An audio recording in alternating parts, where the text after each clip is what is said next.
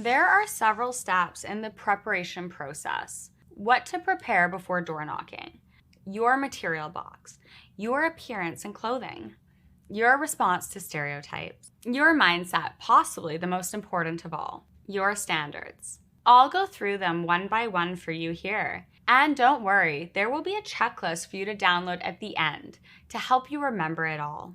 First, you need to think about your materials box. There are several ways to carry your door knocking materials. Trust me when I say the simplest way is to carry a box. I've researched, tested, and tried it all. Also, choose a box that's not too heavy for you or you won't be able to knock long.